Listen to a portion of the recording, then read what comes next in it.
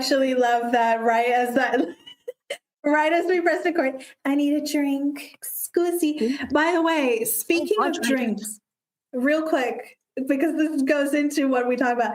Look at what I got.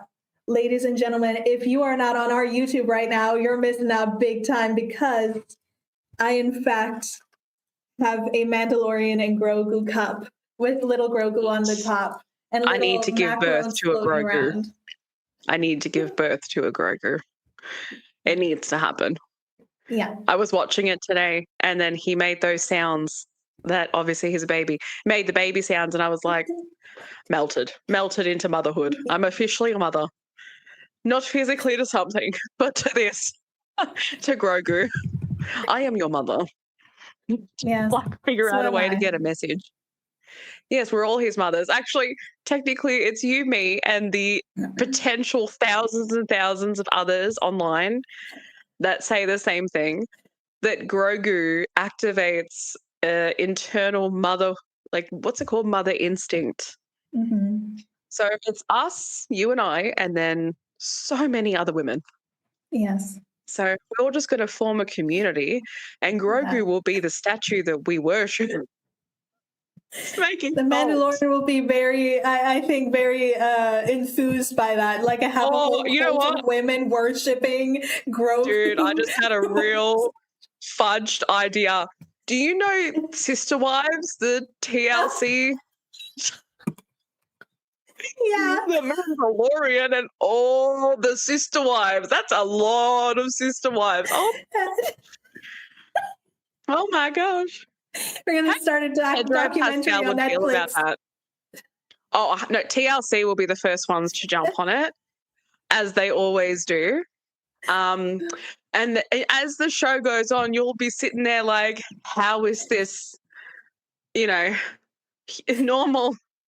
But don't worry. Like, think about if you just watch The Mandalorian, you'll see why we're going to start the Sister Wives of The Mandalorian. I'm worship of Grogu.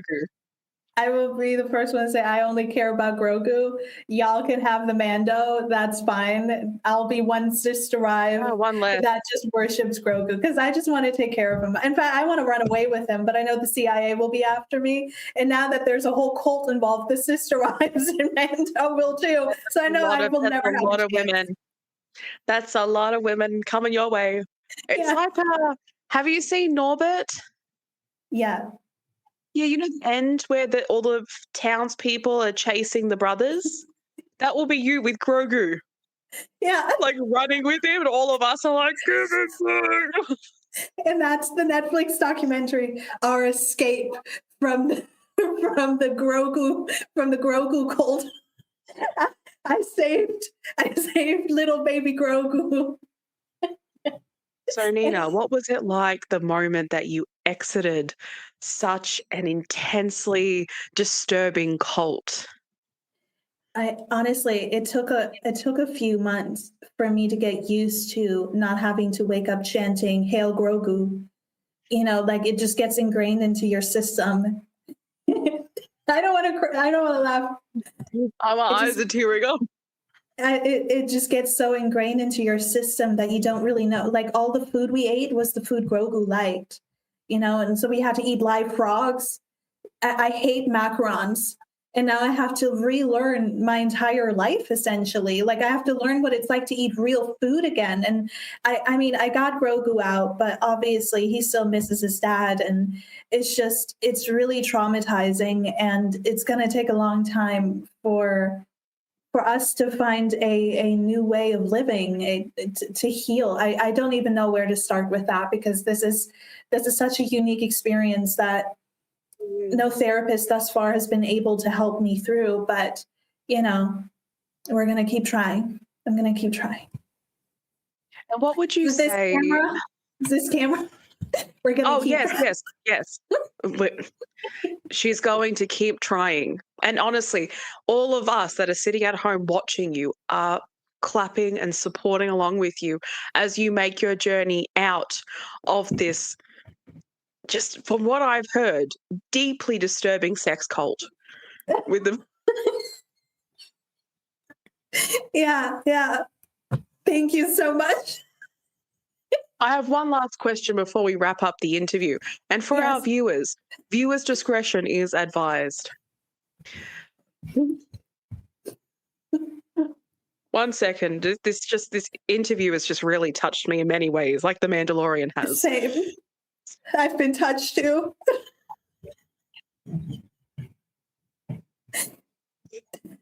My question to you is,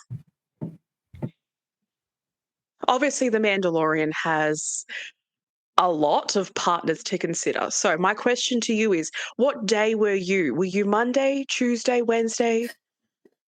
I was no day. In fact, it was the sister wives that forced themselves upon me.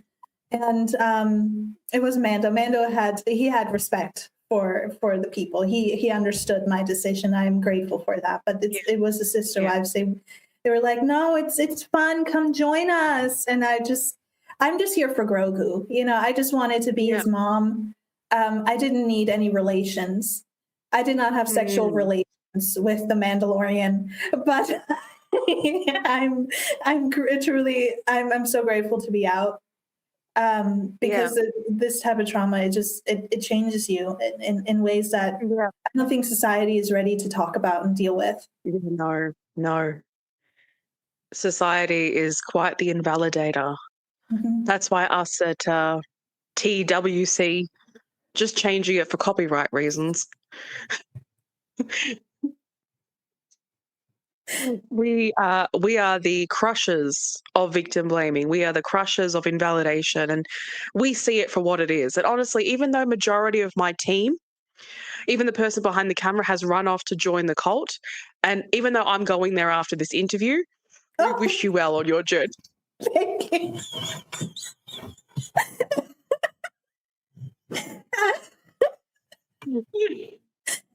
Thank you so much. Good luck. Thank you for joining us. Have a good night, everyone. And if you want to join this cult as well, visit www.there's-too-many-of-you-so-don't-join.com.au. Thank you and good night. You. May the force be with you. On.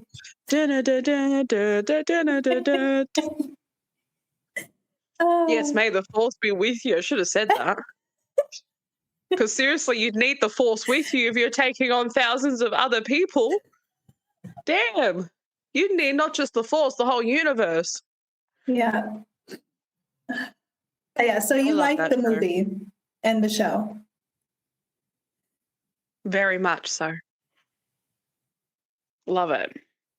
That's great. I'm glad. I'm very late to the party for the TV show. It doesn't matter.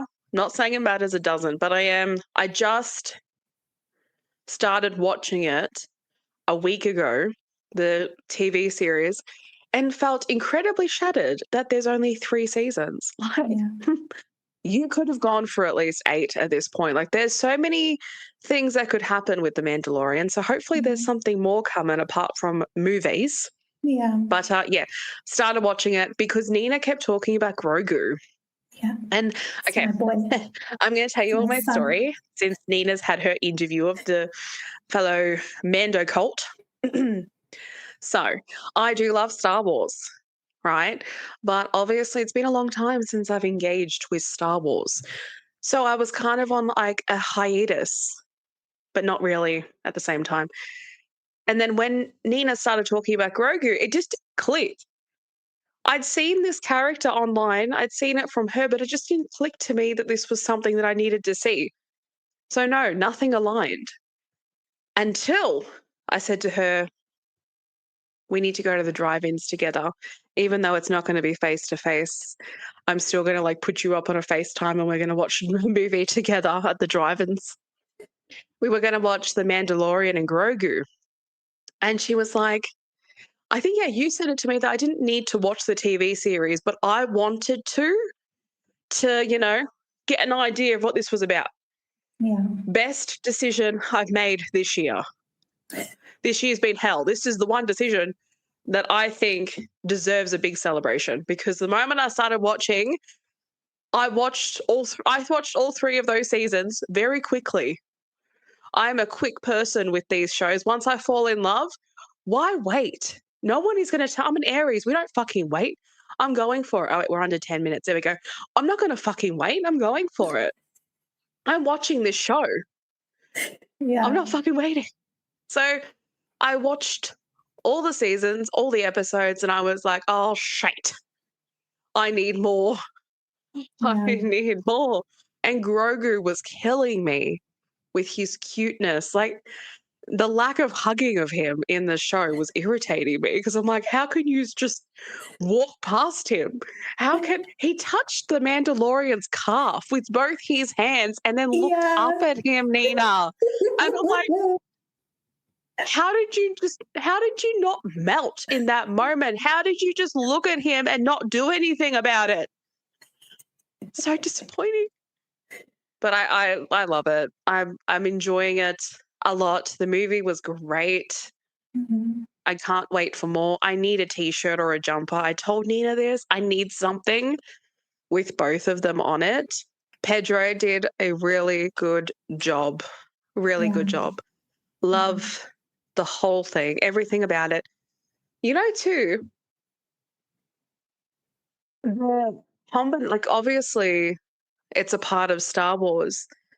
But I think I have a lot of respect for Star Wars, but I think this has been my favorite. I will always love the original, where it started. But The Mandalorian is really, I think because I've gotten older, I don't know. People change. I'm just gonna go with that because I don't know people, but I love this, loving it. Yeah. You should watch Andor next. That's what got me into Star Wars. It was Andor, but yeah, The Mandalorian and Grogu was absolutely amazing. And for me, it was so heartbreaking to see the movie a little bit because Grogu had gotten bigger, but it's so endearing to go back to the TV show and see how small he was in season 1 compared to now. Yeah. And like, I just want him to stay small and cute forever. Like, I never want him to change, but I don't know, there's something touching about realizing obviously there's Star Wars fans of all ages who've been there from the very beginning, and I think that's incredible. But there's something so sweet in knowing, hopefully it will continue, but sweet in knowing that Grogu will grow with all of us into the future. So when I'm 50, I can look back and be like, I remember when he was a baby. And that makes me really happy. I feel like I get to like live alongside this fictional little son that I desperately want in my life. To pause the movie and TV talk now and get into the subject, my friend. Having such a good time. Yeah, I can tell. And speaking of trauma, actually, as you guys know, we've talked and covered a lot. Drag it in. We got to make a connect. We have covered a lot about the topic of healing, trauma, and things like that on our podcast over the years. If you're new here, we do that. Go check out our previous episodes. But Miss Ashley and I recently had a conversation where we both have kind of in our own way and in our own timeline, been thinking about and realizing how strange it is that we can live through something and survive it and carry it for years, and how it changes and molds us, especially if it's trauma-based, and still not fully understand what happens to us until we're much later. Once we kind of shift the perspective, we take the road to healing, and then we see it through a different lens, where you end up finding yourself revisiting an old memory, and suddenly you see it differently. And what once felt like your fault, maybe situations feel now entirely unfair. And also what once looked and felt like love now looks a lot more like endurance and survival and toleration for shit that you shouldn't have tolerated. But that in and of itself, I think, can be deeply disorienting to go through. And so today we wanted to talk and explore that topic, not just trauma itself, but the moment we become aware of its influence in our lives, and the moment we realize how deeply it wove itself into our identity, our relationships, and our view of the world. And then also maybe with a little sprinkly bit at the end there of what it means to move forward when closure may not arrive in those situations. So yes, join us on this What an conversation. introduction. Yes, join us after you watch whatever episode you want to watch, and then come back here and No, watch this one first. Ray. Watch this one first. You heard it from the host herself. Watch this one first. Do as you're told. Yes, honestly, I feel like you should be kicking this off because you're in the flow-ho of the flow. No. Every single discussion I start off, it's time you go first. No.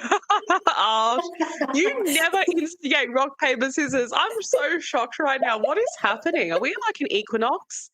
Yeah. Are we like Mercury retrograde? That's right. That's what's happening. That's why she's like offering to do rock, paper, scissors. Yeah. Yeah. It is Mercury retrograde. That's why life has been so weird lately. I know. I feel like I'm experiencing it right now. The fact that you just offered to do that. I don't know. This is I don't know how to feel. It's weird. Okay. I'll try. If I can't, I'll hand it back off to you. But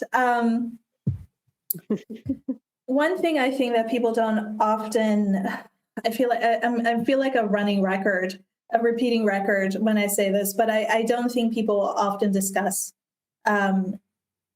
how trauma is wrapped up in our worldview. We have a lot of discussions where people talk about, I've been through this, I've been through that. A lot of people make money off of their trauma, which is, use it in whichever way helps you move through pain and move through difficult situations that you've encountered in your life. But then also there's the other aspect where people stay and live in that trauma forever. But I think the thing that kind of realized more and more over the years, and even had many discussions with friends with, is that the more you heal, the bigger the distance is between the person and the situation that doesn't heal, that stays in the trauma, compares to where you're at and where you're projecting to go. And I think, I don't know, for me personally, I'm not going to call out any one particular incident in my life because there's been many, and I'm sure you guys who are listening and watching as well, you've had your stories, you've had your difficulties, you've had your traumas and experiences in life and pains and such. But it's so strange to go through horrific circumstances that at the time you don't think you can ever survive, to then go through the pain of healing. And right now I'm in the stage where I'm annoyed at it, where like things continue. Like I've healed a lot, I've grown a lot as a person.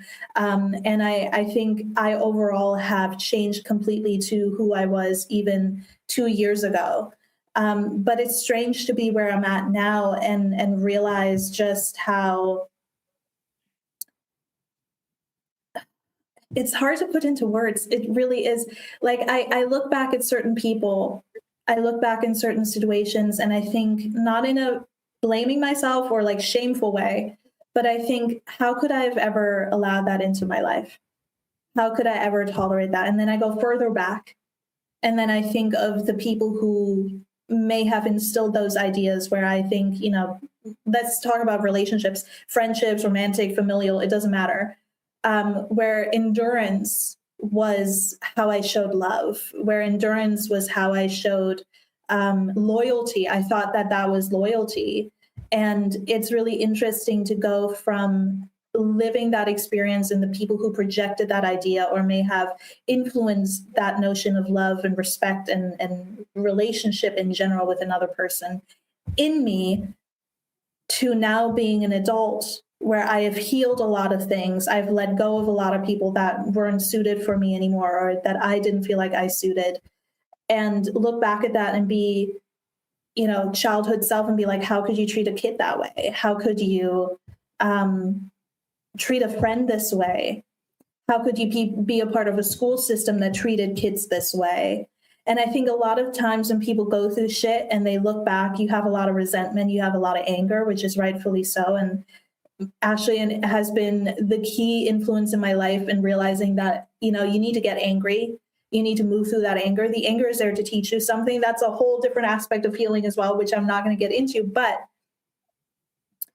it really is, I don't want to say shocking, but I'm just going to use that word. It really is shocking when you place yourself in a position to be a lot more emotionally stable within, or have more stable friendships or relationships, whichever, you're influenced by, and see the horrific situations you used to be in, and not be able to connect with the person that you used to be in that way. But also, I don't know, I feel like I am the adult that I needed as a kid. Like, I am the protector that I needed as a kid. But it makes me look strangely at the people who were in those positions and didn't treat it correctly. And to this day, and I'll get into that discussion later, it's weird when you move through a situation like that and you grow as a person and you become what you feel like is more emotionally mature. And I'm not saying this as like, I'm better than you. It's nothing like that. It's just you're able to have more mental and emotional stability when you move through things, whereas people in your life previously may not have had that and have negatively influenced you in that way and projected onto you and treated you badly and, traumatized you. To be in that position and to now move forward even more, and to see the gap widening between who you are, who you were, and the people you used to connect with, and the things you used to tolerate, and just be like, for lack of a better word that I can explain, because I know I'm talking in circles, it feels like I'm a stranger to myself. And I think when you heal and you look through the lens of that, of whatever stage you're at in your healing, and you look back in your life, it changes your memory, not in the way that it changes what people have done to you or anything like that, but it changes the feelings you had towards that person. It changes how you view yourself. It changes your worldview yet again, and how you now want to move forward into the future. It's like, we're constantly evolving, we're constantly creating, and we're constantly becoming better or bigger, or we're expanding ourselves, whatever capacity you'd like to think of it as. And with that change that we do as we continue to evolve, our past changes, and the pain might still be there. But I think it gets less because of the protection that you provide yourself. I don't know if that makes any sense, but I'm going to send it off to you now, honey. It's your turn. Tag, you're it. My turn to unlock the vault of fellow human trauma caused by the people who apparently did nothing. Their favorite sentence is, I don't remember that. Isn't that such, like, that should be on t-shirts everywhere. I don't remember that. No, we'll do it in our merch shop. We'll have like a trauma section. We'll have all the things that we've heard. That will be one of them.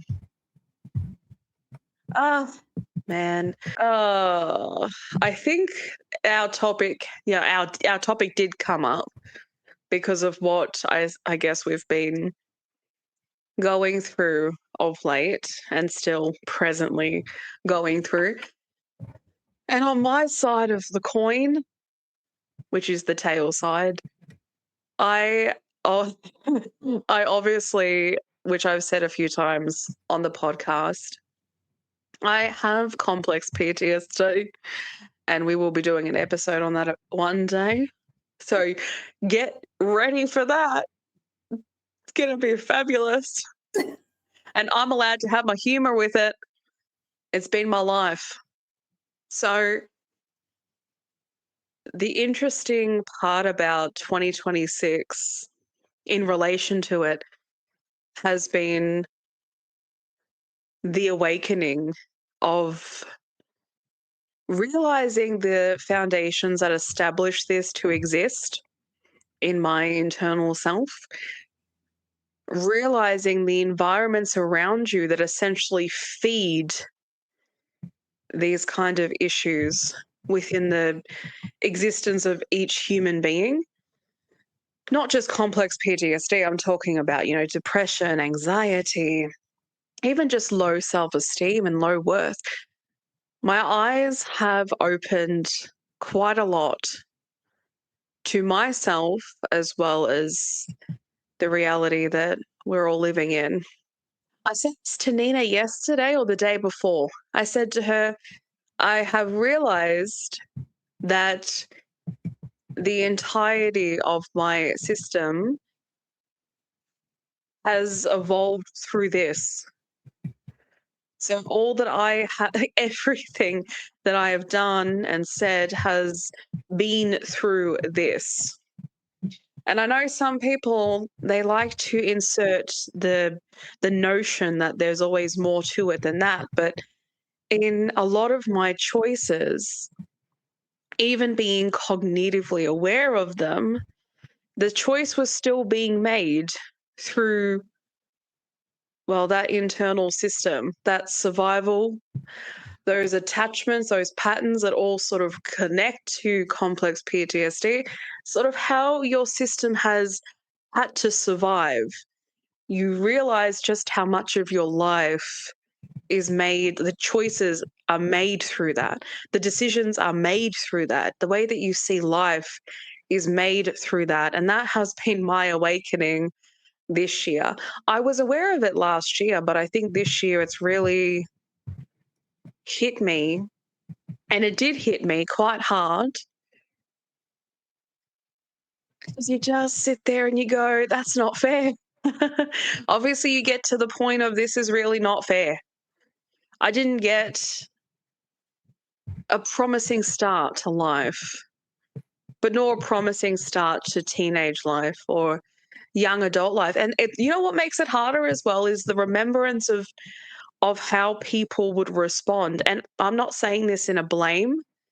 I am working on that side of my own healing, which is the way that people interpreted me in the past. In some ways, I don't blame people, because who in society knows how to cope with general human emotions? So then along comes someone who has something that's a lot more complex than that. Of course, they're not going to be able to hold that space, but it still leaves an imprint. It left an imprint. It left a system that took that and started to project it like a projector on everything else that occurred in my life. Like if you had something happen to you 10 years ago, let's say it's with, what's an example that I can think of right now? I've got one. Because of my experiences of being at events, family events as well as friends, there were many moments that I was left alone in unsafe spaces with people that I did not feel safe with. And over time of continuously being put through that, I could not go to events alone. I had to be with someone that I either trusted or somewhat trusted. I would settle for whoever. But I couldn't be alone, because I couldn't trust walking into this space and how people would act. I didn't trust anyone in those environments, especially when you don't know people. It's even worse because you don't know their intentions. You don't know what they're thinking. You don't know what they're planning. And they might have nothing to do with you. But to me, it's an entirely different story. What you're seeing is not what I'm seeing. You might know these people, but to my system, they are strangers as much as, in a lot of ways, I'm a stranger to myself. Because having complex PTSD, there's no identity to it. There's no foundation where you can start building a human experience that's based on being a part of it. Every part of you integrated into it, your feelings, your emotions, your connection to it. There's no part of it that's in that. This is an entirely different system that runs on everything to do with survival. Everything is survival. Everything. So I couldn't go to a lot of events, and I would live in the guilt of that because I care about people and obviously I wanted to be there to celebrate. But what I would go through after attending these events, especially when I would attend with people who they wouldn't, it's like, it reminds me of those who, when you're walking on a path, they're walking so far ahead and you're way behind. That's what it's like. That's what it was like going with certain people, is that they would obviously be in their own space, but I am not them. I needed support. I needed a lot more understanding in those moments, and that was never given. It was never present. It was never given. Some people tried, but I knew they couldn't get there. It was too hard for a lot of people to digest the fact that I didn't need reassurance all the time. It wasn't that. I just needed to understand what safety was, and there was no place or space that seemed that way. But also, it's like the first time that I felt safe, like the first time that Nina and I spoke, right? Mind you, I had no awareness on safety at that time, but it was like a tiny little spark. If you imagine the system, let's say you imagine like a system and there's complex PTSD in the middle, right? And everything's running around it. Let's say it like that. Like a little spark appears, like a little bit of light appears. And you're like, and I said this to her, and we actually mentioned it in one of our episodes. I was like, what the hell is happening? Like, I feel something different. And my sister's like, it's like in the movie Inside Out, red alert, red alert. What is this? I imagine like the complex PTSD looking down like, I don't know, alien, spaceship, like something in alignment with that. And I went through the motions and Nina stayed through it all. And it wasn't because I deliberately wanted to give her a hard time. It wasn't because I deliberately wanted to put her in such a position. It was just something that has always been a part of me. It's not me. It's not my identity, but it's something that has grown and was me. That's the best way to say it. It's something that grew alongside you. It grew alongside me. And then obviously experiences started happening, like with Nina, so if you imagine, like I've said in past episodes, imagine the complex PTSD as a second person, and then I'm the first person. Logically, I could start to see it for what it is. But with the second person, this is just the past. Everything is the past. Everything is the survival that was built, that it is. So Nina, right, I logically see her, I see her with my eyes as kind and caring. The second person is conversing in the way of, I don't think this is going to last. I think she's going to get tired of this. She's probably over it by now. This is too much. This is too much. So it's just the constant regurgitation of like always being too much and never being good enough. And that was a really big thing. So as time went on, I would not be honest with her at the start in how I was feeling because we were just starting. And as time went off, if I mentioned certain things, I just expected this to end. I expected it to end. That's what I knew, is that this was going to end. Or eventually it would end, because who would want to stay around and stick around for that? Who would want to have to deal with someone who constantly needs reassurance at times, or is just continuously going backwards to a space that this person isn't? You know, Nina's not this person. Why do you Ashley keep going back to a space that I'm not? You know, it's frustrating, but it's like, I don't know. I do know, but to get to my point, because we will do a full episode on it one day. Where I'm at right now is starting to integrate more of the logical space of what this really is, and having to let the second person catch up to that. So I know, like yesterday, as another great quick example, I took my brother to a concert. Unfamiliar roads bring on a lot of anxiety for me. Suburbs that are really clusterfucked, like so, brought on a lot of anxiety. I used to avoid the inner suburbs, especially the city, right? I took him to a place where that was the reality. It was everything was happening, very overstimulating, a lot of cars, right?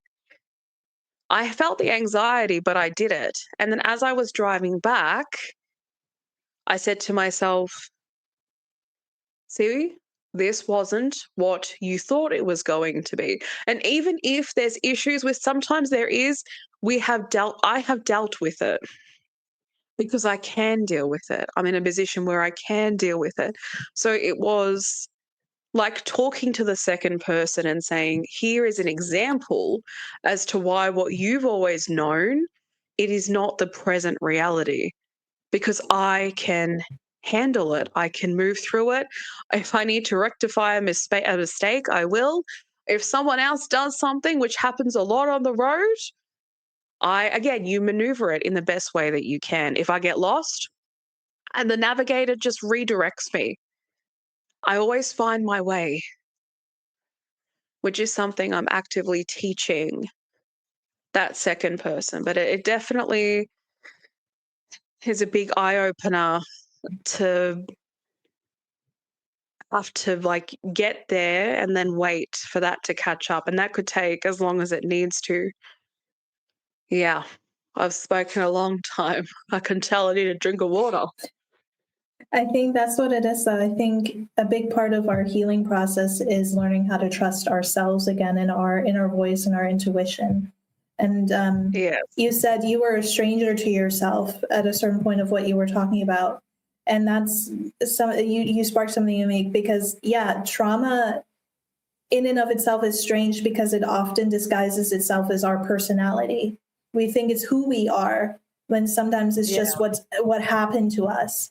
And in the trauma, we make assumptions about the world. We make assumptions about ourselves, what love's supposed to feel like, what treatment we think we deserve, how much discomfort we believe we should tolerate, whether our needs even matter, whether conflict feels dangerous, and also whether abandonment feels inevitable with what you said, with what you were going through with me, that you're going to leave.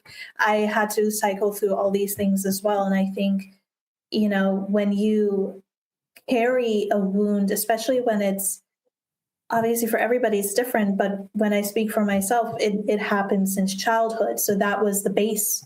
That was the formative years. That's how I learned how to be. And when you make assumptions, you live in a state of protection, of trying to protect yourself of what could potentially hurt you or what is dangerous, aka survival mode. And thus, you don't really ever develop who you are. Or maybe you do have like a short time where you can be yourself, you can be a child.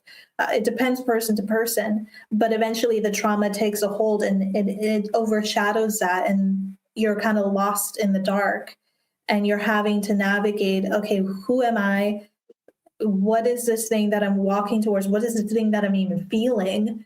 Is it real? And if you try to talk to people who actively were the people who ingrained that trauma into you, you're being gaslit. Like Ashley said in the opening, I don't remember that. That never happened.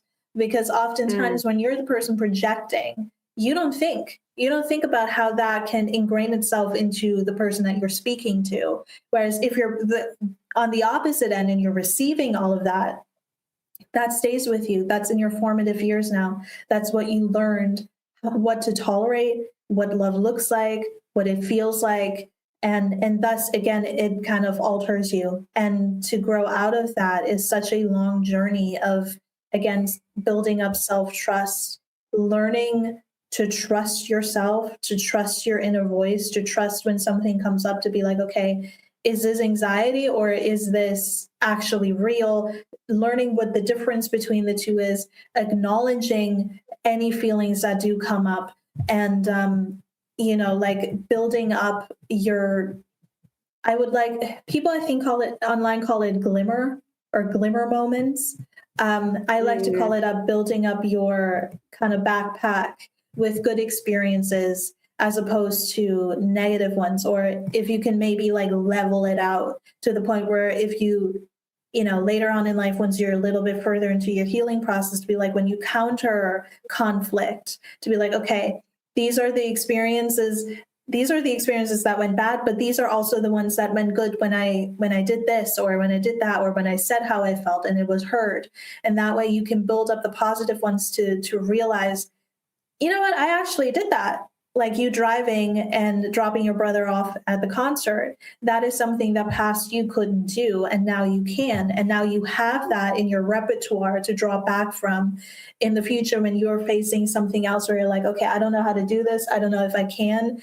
You can draw back to that and be like, okay, this is an experience where I didn't think that I could do this, and yet I did, and I'm okay, and nothing bad happened, even if it maybe was stressful. And I think sometimes healing isn't realizing how broken we are. Sometimes it's realizing how much dysfunction we learned how to call home, and to move out of that and to move into something new and to get to know ourselves in the process of that is something that takes time. And I've said this to Ashley, and I'll say it to you guys listening and watching as well. It takes time, and you're going to have ups and downs. And I think having good people around you, or being able to find good people around you, is such a blessing, such good luck. Like I wouldn't be who I am today without Ashley and the friends that helped me get to where I am today internally. Like they showed me the way. They showed me the pathway of what it looks like to be caring. And I think for a lot of us, it started from a place of, I know what it feels like to be hurt, and I don't want to put that forward to other people. So when Ashley went through the things that she went through, when we were in the beginning, in the middle of our friendship, to me, it wasn't something that I was like afraid to run from, because to me, I know what it's like to experience the depths of human emotion and trauma, and have to cycle through that and come out on the other end of that, what feels like a fog that just covers everything. And also, I think truly, and I don't know if this is if this is everybody, I don't know, but like in my mind, the deepest form of intimacy, and I don't mean sexual, I mean intimacy in getting to know somebody in that sacred space that you can create with another human being, is in letting them be who they are and having trust that they will get to where they need to go to in their own time and in their own space. And you provide that platform of reassurance and hope and positivity and just companionship. And I think a lot of people don't realize this. Like, you don't need to be a psychologist with a PhD to be a good influence in somebody else's life and to help them become better. Obviously, you can't force it on anybody either. But if you are a decent human being that just holds space for the people that you're with when they're struggling, and just reassure them and ask them what it is that they need, and do your best to kind of adhere to that, again, not in a people-pleasing mode, but in a healthy, boundaried way, you learn, you grow, and the other person now, again, has a reformative relationship, a reformative friendship that, again, can be used in your backpack, so to say, to pull out and be like, okay, I have this friend. There are people that actually care about me and don't run away when things get heavy and dark. And that's what Ashley was to me. That's what a couple other friends were to me. And I think that also aids in healing and the journey. Yeah,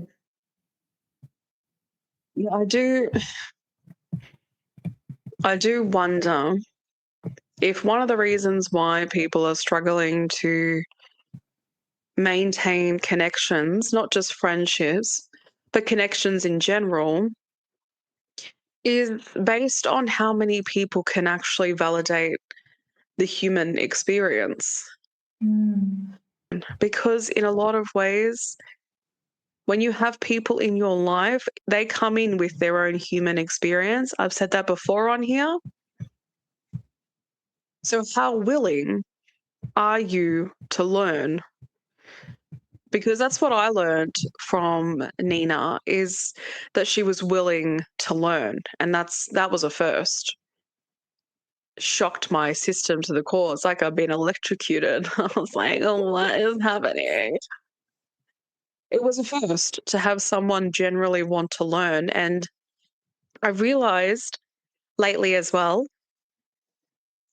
that I know that survival mode puts people in a very self-centered position. I'm not meaning it like self-centered in the way of arrogance, selfishness. In some sense, that's a part of it. But I mean in the entirety of self, so much so that even when you're presently with people, you're still very much in a self position. With their birthdays, you're in a self position. With Christmases, you're in a self position.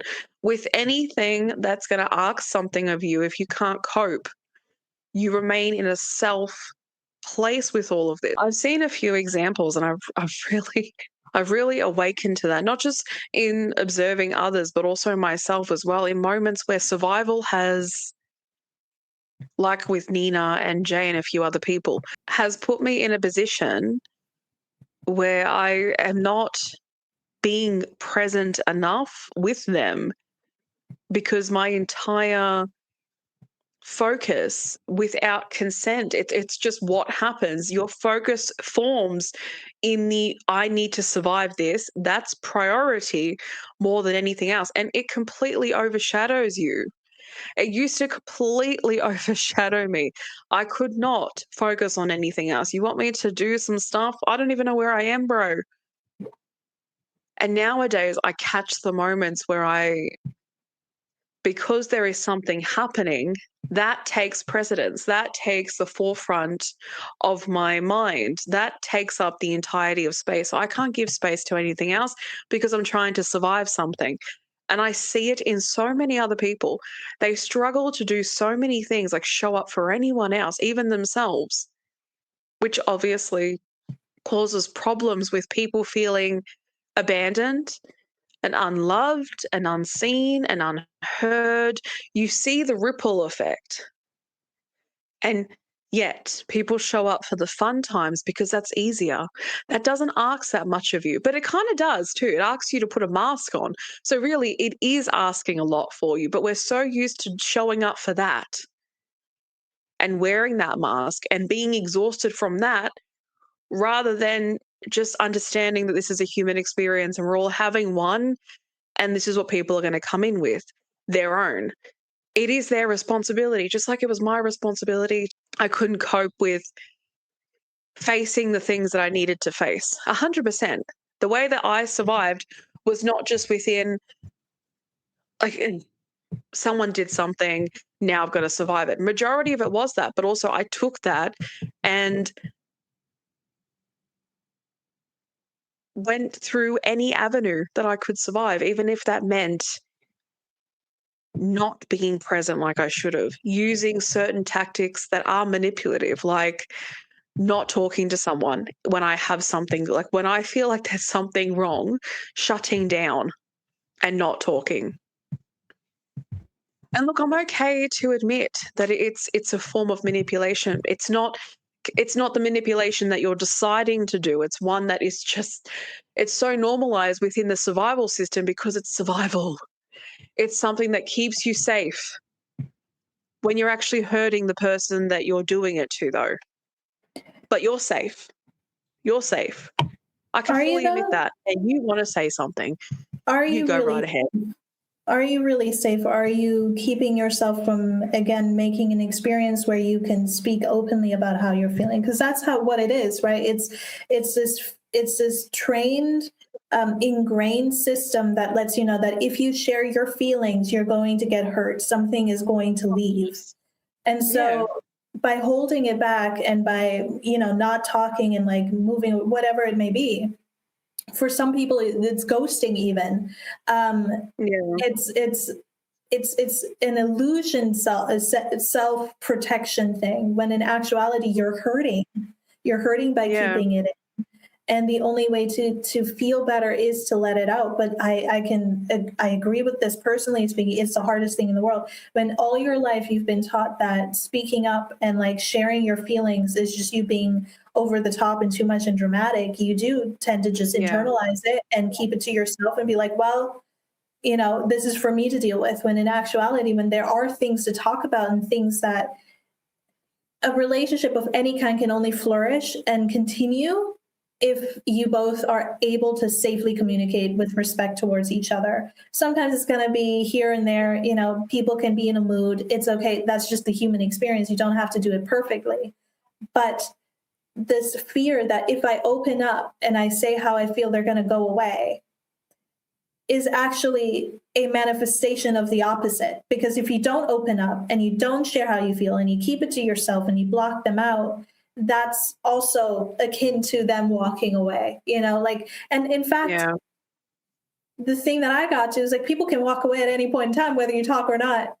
So what's my relationship Yes. with myself and how do I feel within this dynamic? And that's how you go from the self in an unhealthy way to a healthy way, when you're able to think, okay, do I want to say this? Is it important enough for me? If it is, even if it's really scary and uncomfortable, I have to push through that. I have to talk. And you made that safe for me to do. So I'm glad, hopefully, that I've been able to contribute to that as well for you. No, not at all. Absolutely. Nothing's changed. I'm still the same person as I was 12 years ago. Nothing has made anew. No. I think this is a good opportunity to talk about, because we have talked about it before, and I'm okay to talk about it as many times as we need to. It's a good example for the many people who feel the guilt too much to face what the guilt is thriving on, which is, there was a time, and we did record a podcast that day, where I think it was the first-ish time where I was going through an episode and I jumped on and I was completely shut down at that point. But I couldn't converse it with Nina. We really hadn't gotten to the extent of that point yet, but also too, I didn't really feel too comfortable just yet to get to that point. Because like you said, I thought she was just going to yeet it. I mean, technically, we're like, it's just online, so she doesn't have to worry about face-to-face things. She can just ghost me, block me, whatever. So much easier. Anyway, when I jumped on, I had unconsciously created like a distance to distance myself, because I knew that if I opened my mouth, I knew that I would cause a lot more hurt, not by saying something rude or anything, but just being really mellowed down and just sort of like creating a space in thinking that, you know, Nina thinking like I've done something, you know, where she starts to think about what she's done. And then she gets into her own head potentially about certain things. And there's no intention to create that space. But in that moment, that's what I would go to. Shutting down is a lot safer than it is to sit there and explain to people who don't even understand what the C means in complex PTSD, or at least the C and P or something. So again, I'm not excusing it. We take responsibility where we need to, and that's how we heal. We need to take responsibility for ourselves. But anyway, after that, Nina contacted me, and obviously, did I do something? You seemed really, you know, like annoyed, and her explaining how she interpreted it, how she felt about it. And obviously there was a disagreement in that moment, understandably, because she had no idea what was going on. There wasn't even like a hint of something. I gave her nothing. And I would do the same thing. I would take it and go, oh shit, like I've done something. I've hurt this person. Like, I want to know, like, I want to us against the problem. Like, what is it? Tell me. It would drive me insane, because obviously you don't have the intention to hurt people. And Nina doesn't have the intention to hurt anyone. So obviously it hurt her just being in the space of she's overloaded her system, trying to figure out what she's done and what's happened. And it really sucked to know that I'd put her in that position. Through this moment, I started to observe when I would do it. So because of that, a really tough situation to be in that makes me feel a little certain ways right now. It really taught me to start to observe this pattern that the second person had taken and thought this is the safe way for you. But it wasn't safe because it was collapsing potential connections, which like I don't even know if there was a potential connection with other people. But all in all, I knew that if I had built something with someone else, it would collapse it continuously because I'm never taking responsibility for this. I'm never working on shifting its perspective, shifting it to different ways of looking at it. Just trying because change behavior, it's not asking for a leap. It's just asking for a very small step in trying something different to what you've always done. And hey, even when I was doing it, I didn't see a possibility of doing anything different than what I've always done. Because seriously, what proof was there? I've never done anything different than this, right? This is how I've lived my life. So Nina, I guess the way that Nina was responding towards it, the way that she had set the space up was giving me a lot of motivation without even fully knowing it in some way to actually look at my behavior, because it's like this space held so much support and energy to start to see the different, to start to see the new, to start to realize that you can do something different rather than this. It's safe to converse with me. It's safe to say it. I mean, even recently, we were having a games night, a games day, technically, and I love them. I love them with every ounce of my being. I love games day with Nina and Jay. But my mood dropped because my mood has been sort of on a wavelength lately. I went through an episode back in April, May as well, both those months. So my mood has been fluctuating a lot and I'm aware of it. And my mood dropped during it and I shut down a little bit, but I was still observing and I was still aware what was happening. And I continued to be as present as I could. And I told them, I'm just observing. They saw it, they said something, and I said to them, I'm just observing right now because I didn't understand what was going on. It's not like you get like psychic images from that saying, oh, I'm low because of blah. No, that was not what was happening. So afterwards is when I started to recognize what was going on. And I messaged them and I said straight out, what this was, what's going on, because it's better to just be honest and open and to let them know and just to converse as much as you can.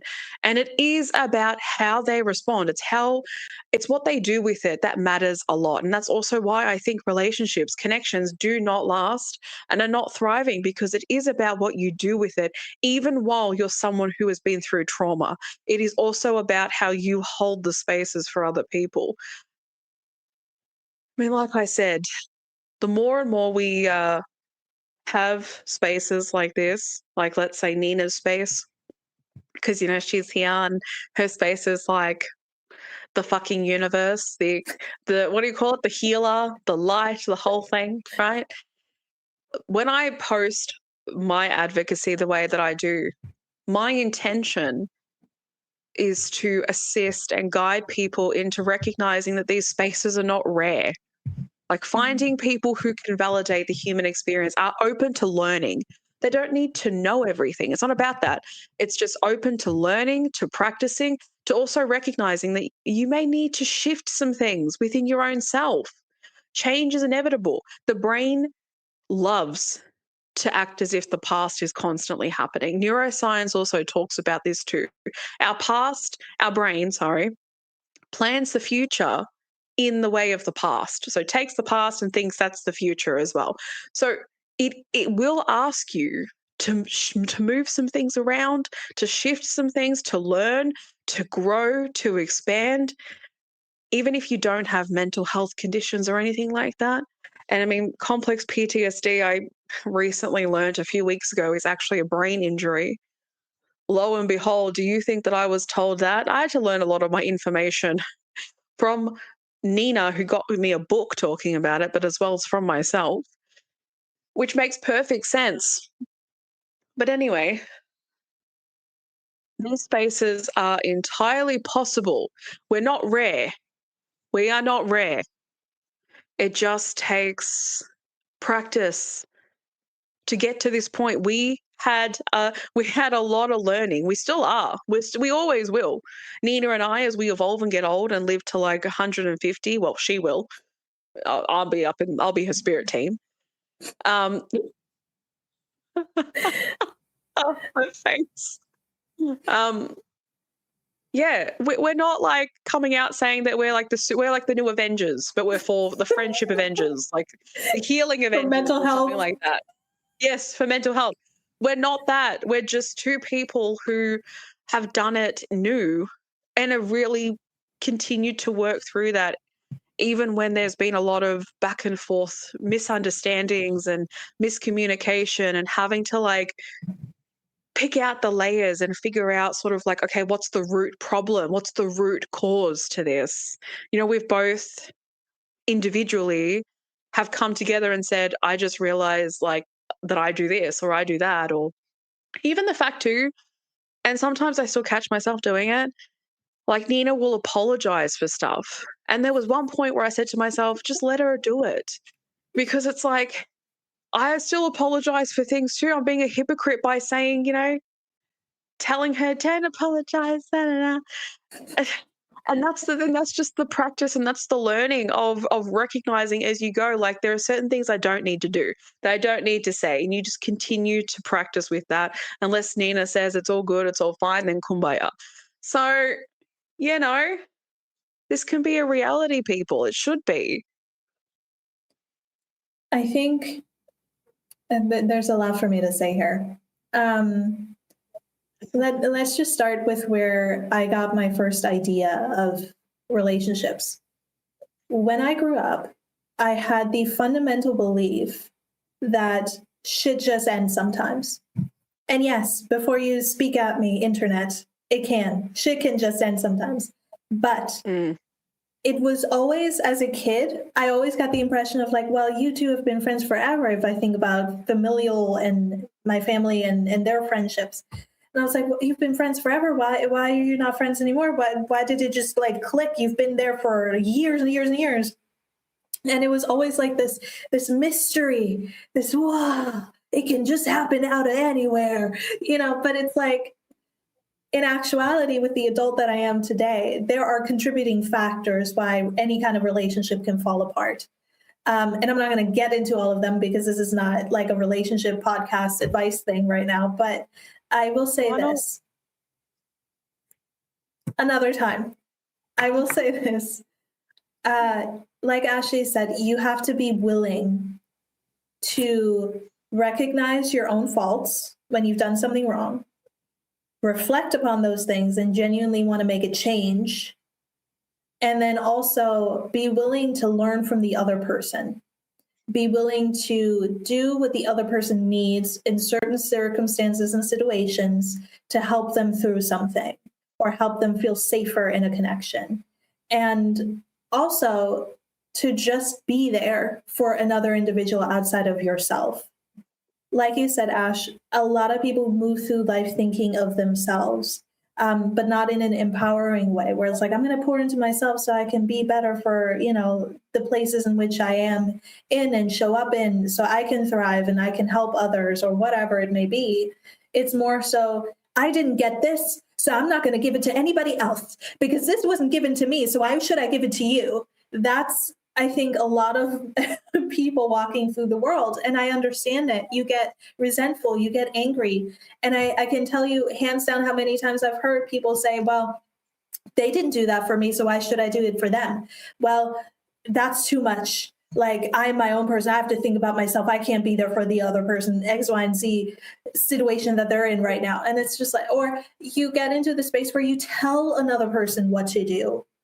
And that's something that I used to be in. I used to hear people share what it is that they're going through. And I'd be like analyzing it. I was like, okay, this is what the person needs to do to get out of the situation so they don't have to feel this way. And while I think that came out of love, obviously, it doesn't give space for the person to actually feel safe in sharing how they feel, because you're analyzing them and you're telling them how to fix it. And you're being kind of like a ruler here. And the thing is, like, you need to give people the space to figure it out for themselves, because this is their life and whatever situation that they're in. But also, if they want advice, they can ask you. You don't have to give it. It doesn't have to be the very first thing that, well, this person did this. Well, this is what you need to do, X, Y, and Z, and this is where you need to show up, and this is how you need to dress, and that's not reality. That's not what a person is asking for. So I think the willingness to show up, to be there, to be present, and to also acknowledge your own self, reflect upon yourself, and willing to change and grow from an experience, willing to take the L when you've messed up at times. I've had to. It happens. It's not something I like. I'd like to be perfect, but that's not reality. You know what I mean? Like, I'm going to piss some people off sometimes. I'm going to make a joke that's not going to hit. I'm going to, even if I don't intend to hurt somebody, one of these days it's going to happen. So what are you going to do to rectify that? Because the thing is, relationships aren't strong because you never fight. I barely ever fight with people, but they aren't strong because you never fight. They are strong because of how you repair, because of how safe it is to come back together and figure shit out. And that was something that I never learned growing up. And it's something that I had to learn in the course of my friendships with Ashley and a couple other people. But I must say this, and I know I've spoken upon this before, but there is a point in time where sometimes there's no amount of repair. Sometimes you do have to go. You do have to let go, because there are certain situations where people, while you heal, while you try your best, they continue to stay in the past. They continue to stay in the loop. They continue to stay into the depression or the anger that comes from the original pain. And there's only so much love you can give. I've said this before. There's only so much patience you can give, time, energy, investment, heart, true, real empathy to be there and share that space with a person and not make them feel alone in the situation that they're with before it takes a toll on you. And I think it's a beautiful thing to be there for a person, to try your best, but it shouldn't come at the detriment of you. That's why, again, conversations are so important. But if you have those conversations and it doesn't change, they continue to project on you, they continue to drag you down, it gets to the point where it's the only thing you can ever think about, where you don't even think about yourself anymore. You think more of the other person, what they're going through and how they're feeling. And that's when you need to take a step back and kind of evaluate, okay, is this actually healthy for me? Because while I'm there for the other person and while they might feel better after talking with me, how am I feeling after that conversation? How am I feeling days, weeks afterwards? And I've had to cut off people in the past because of that, friendships, family, things like that, because I couldn't handle the negativity that was there for me. And that isn't against that person. That isn't against the relationship that was there. That is simply me recognizing I'm doing my best in my own life to heal these wounds that I have, so I don't, continue to replicate it in the relationships that I form now. And I can understand that a person may still be in a spot and have heart and empathy for that, but that doesn't mean that I can sit by it anymore. And it's a really difficult decision to get to. It's a really painful decision to get to, because you can love somebody with all your heart and soul and it just not be okay for you anymore. And you will have to take that step. If it impacts your mental health to a point where you get depressed so severely, or it becomes like an obsession, what the other person is going through or feeling, or how can you help them, that's when it becomes too much and you need to take it takes self-accountability too, because it's like, what am I allowing? What am I doing here that contributes to that? But if you start to pull back and you start to see the other person be like projective on top of that, which tends to happen, that's when you need to create distance. And I think, to go back to the beginning of what I was saying before, and this is kind of where I'm at right now, once you heal, the gap between those that don't only looks so much bigger. And that, like I said, isn't necessarily because you're better than them, because that's not what it is. It's because your frame of reference has changed. You start to notice emotional immaturity. You start to notice manipulation. You start to notice avoidance, cruelty, despise dishonesty, I'm just being honest. No, you're being cruel. There's a difference between the two. And self-abandonment, Yes. like I just spoke about, disguised as loyalty. Well, I need to be a loyal friend.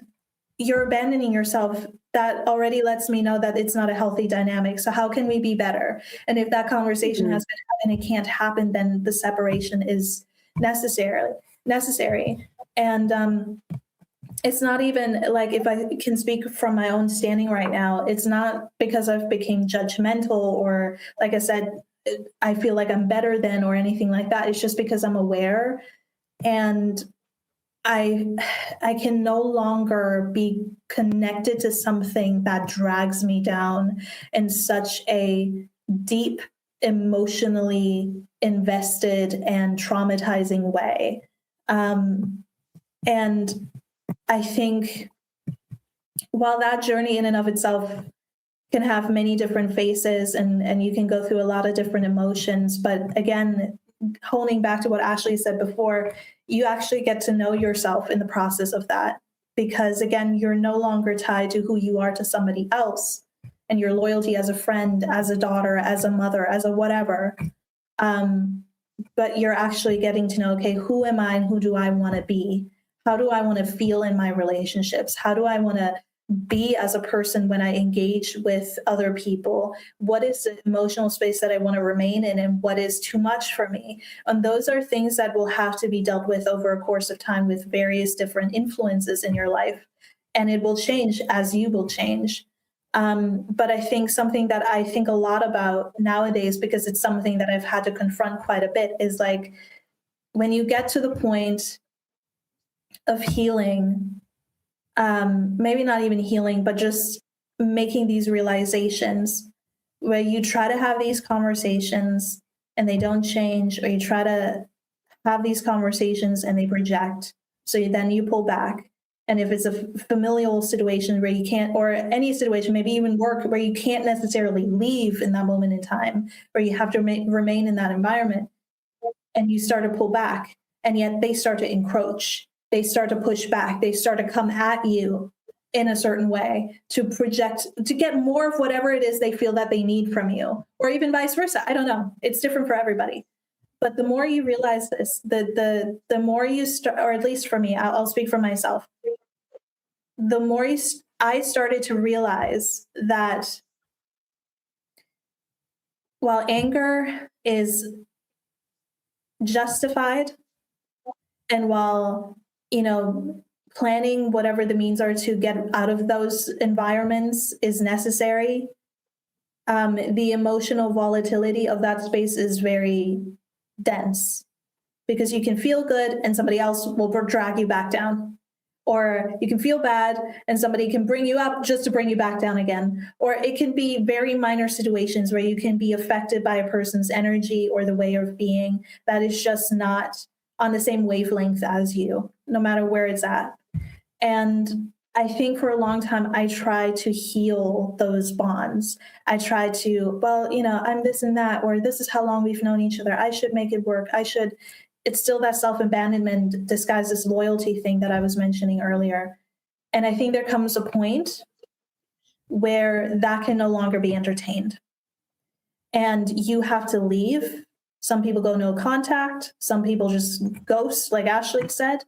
And whatever the decision is needs to be made by you in whatever feels right for you and the situation that you're in.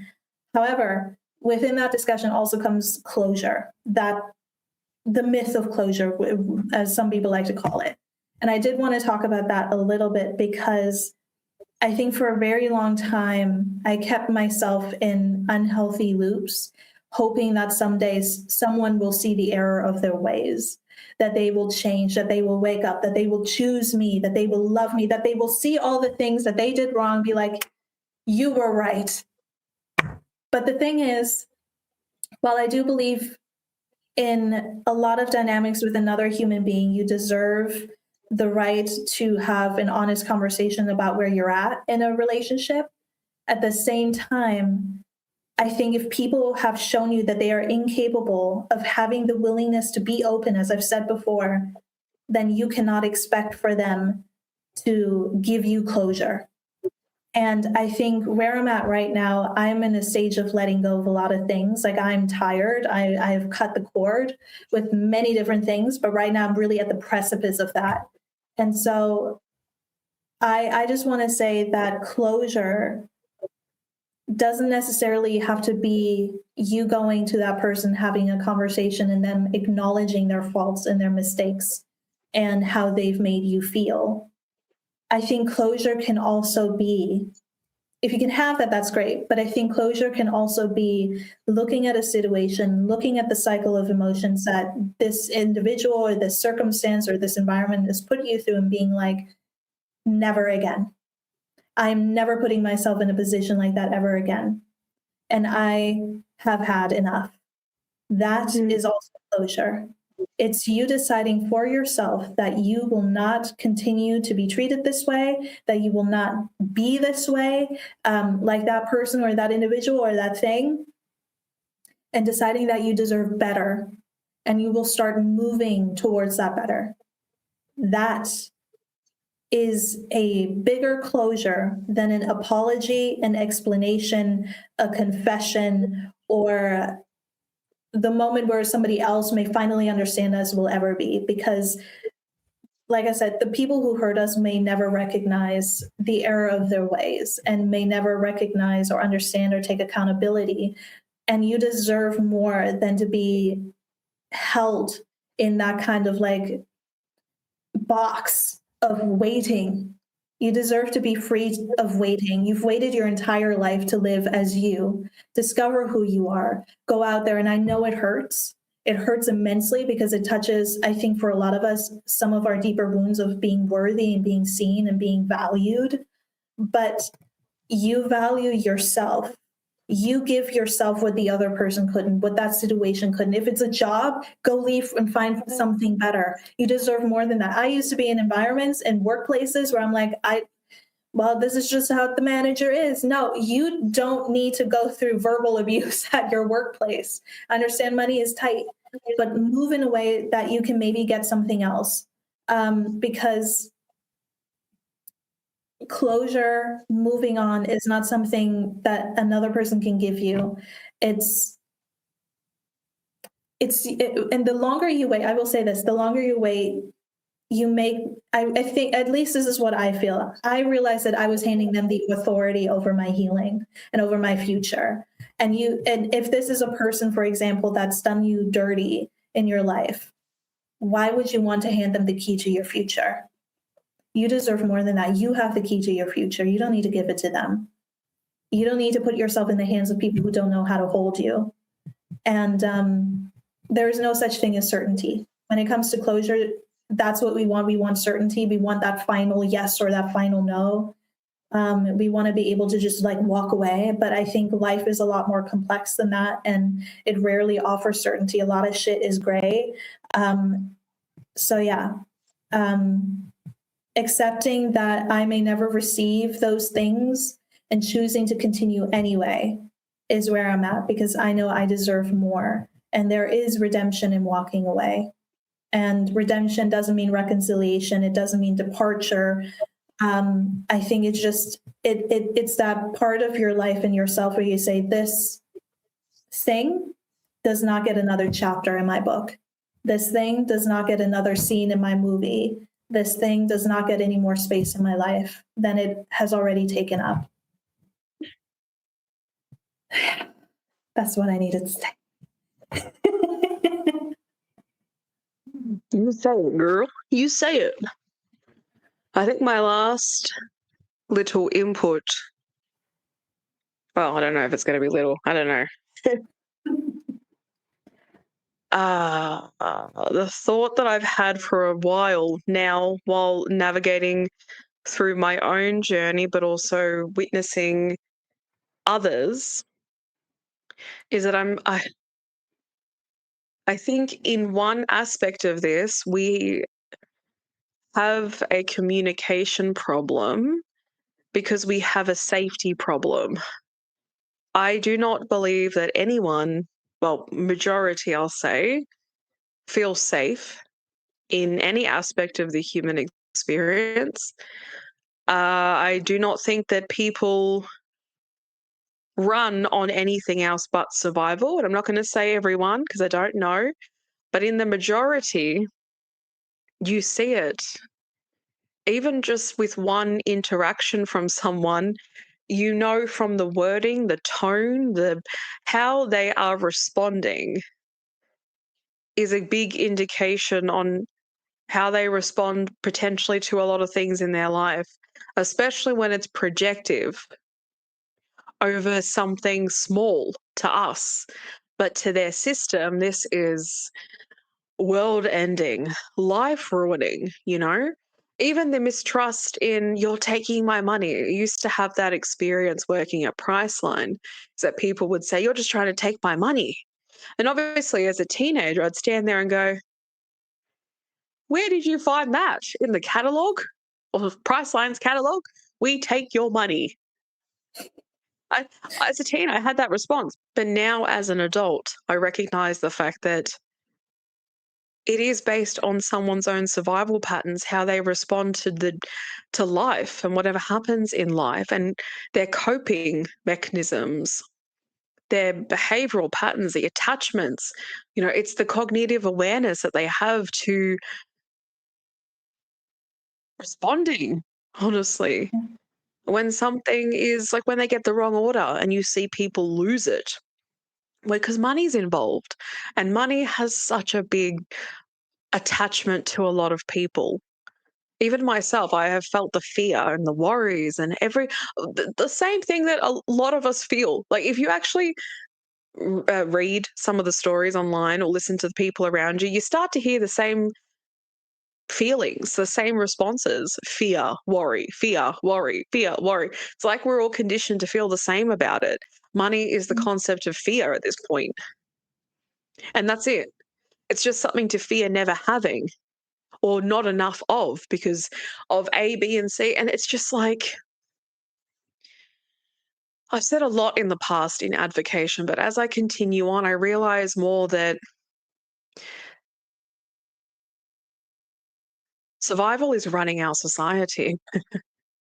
And, I'm not speaking for Nina, I'm only speaking for myself. But I'm now finding it harder to have certain conversations like I used to because I just see the reality of that. I mean, there's someone that I know who is totally convinced that everything that he does is in alignment with some form of human, like is utterly convinced, and yet somehow people are getting hurt. And you sit back and you're like, what are you seeing? What are you what have you convinced yourself to see? Rather than the reality that people are responding this way for a reason. And it's not just one person, you have multiple people responding similar ways. And still, you struggle to see the inhumanity, because this is the thing too that's brought me to this. The amount of inhumanity that I see, and people have no idea. I sit back and I think, bruh, you would hate if someone treated you that way. Why are you doing it to someone else? It's been hard. It's been really hard to sit back and witness certain hypocrisies. I'm going to use an example. I'm not going to say whether this is personal or a story I heard from someone else. You'll never know. When you witness how someone goes about their health, the choices that they make, the choices that they're not making, right? You have people around criticizing that they're not making good enough choices for their health, and their health is actively declining, right? And everyone around them is saying, why don't you do this? Why don't you do that? Why don't you do this? Why don't you do that? And then you witness these people, the ones that are saying it, not doing it either. And you keep witnessing that. You keep witnessing the people that say it, but also don't do it themselves. So the question is, why is it easier to say it, but also not to uphold it yourself? It's just a survival loop. It's a survival loop to be able to use the words because that's easier in something that you actually want to do for yourself. You have some sort of connection to it. There is a connection to it. But for whatever reason, There's no active movement in that. So it's easier to say it through words than it is to do it through action. And that's what I see is the looping system of like the next person. Like it's like people lining up and telling each other, like, do this, and they just keep passing this information along, but no one's actually doing it. Everyone's just passing it along. And I used to do this too. I used to sit back and say, well, why don't you do this? Why don't you do that? But I wasn't really doing it either. So, this is the stuff that has really had me sitting back and finding it difficult to find words to put out there to humanity. Because it's like, there's so much that human beings are doing that, I'm going to say it, are deliberately making it out that survival is the way of life. Yet I do not see a single system that's been set up in that way that's actually for human life. All you have to do is look at family circles. I mean, inhumanity is so rampant. It's the statistics on oh God, my God. I think I've said it before. The statistics on certain incidences that happen within families and the fact that no one says anything about it. Inhumanity is allowed. And I've got personal experience with this where it's like people are allowed to say and do whatever they like and no one says anything about it because it's been so normalized, because their systems has had to normalize in survival this kind of behavior. I have seen this and experienced it firsthand. People accepting it for survival. Accepting inhumanity for survival. Oh, well, that's just who they are. That's just how it is. That's the culture. Bullshit.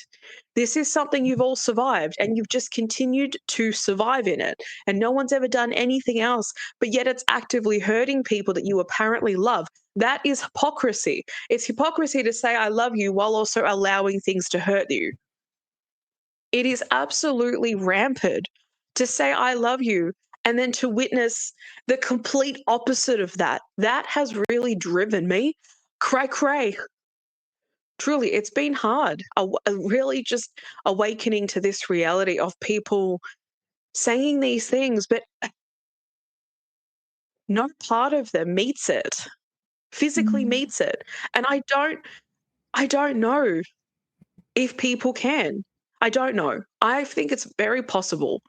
Not just because my experience is universal, it's not. But I do believe that if you want all this stuff, you can have it. It just has to start off with someone. Like, honestly, if no one broke the generational cycles, as people have been talking about, we wouldn't have this kind of movement of now people realizing that their behavior has consequences. I've seen it. I've seen the rise of that, of people realizing, oh, right, you don't get to do this and it be okay. Parents that come online and say, my child stopped talking to me. The entire comment section is like, why? Why do you think that is? There was one parent that did jump on TikTok, make a TikTok about it, and people in the comment sections were like, why? Why? And this parent was like, well, they just decided to. You never decide to do something like that. Something as difficult as that is not a decision. It takes continuous unchanged behavior, and behavior like Nina was talking about, the type where eventually you get to the point where it's like, this is sucking the soul out of my body. I need to leave. Otherwise, I'm probably going to die here. I honestly have said that before to Nina, that the longer you're in a space that sucks the life out of you because there is no change behavior, what life becomes that.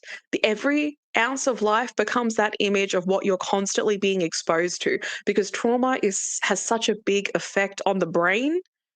You're constantly being put through that. Your external reality starts to look like it. You start to leave the house in the space of that. When you go to your job, when you go see friends, you're constantly in the space of fight and flight or freeze mode, because the life that you're in is consistently within a projective amount of trauma. So people leave. And then you have people who are actively the instigators of it that sit there and say, well, I don't know why they left. There was no reason to act that way because it's been so normalized to be inhumane because of the multitude of other survival cycles that have been passed down the generations. We I'm not even going to go into it. We'll be here forever. But that is all I'm seeing. Everything that I have learned, still learning, is now coming to the reality that majority are in survival. Majority don't feel safe. And this is the big issue.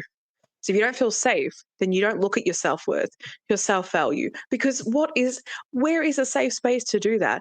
People comment on individuality and be like, you're so up yourself if you're confident. You walk down the street and people attempt to drag you down. So you have someone who's actively trying to work on self-worth and self-value. They go out on the street and get projected on. That just pulls you right back. And it might not for that person, but realistically, when you're on the journey of practicing, it can. So someone else's behavior has now contributed to you having to move through that as well as try to come back to the practice that you were having before. Like, we're not helping each other. We're continually keeping each other in survival. And this is why it's important to practice. This is why it's important to see this as a possibility. This is why it's important to know that this isn't life. Survival isn't life. Survival will take your life, as I realized. It will take everything from you. The only image you'll ever see is that. If you let it. You have a choice in it. Survival doesn't give you a choice in a lot of ways. It doesn't give you a choice. You can choose to be better, though. You can choose to treat people better. You can choose to treat yourself better. You can choose to not create or further those environments that create survival. That would be the question, is when you think about the things that you want, like love, if we start there, right? What's one thing that you're noticing that is essentially hindering and ruining that experience for you? Let's say that you desire let's say that you desire support from your child. Well, how are you supporting your child? Essentially, what kind of space are you setting up where both parties can engage in support? Start there. Look at yourself. As tough as that is, look at yourself. You is where it starts. And that's not going to, I knew that it can't speak for how potentially big this is. I get it.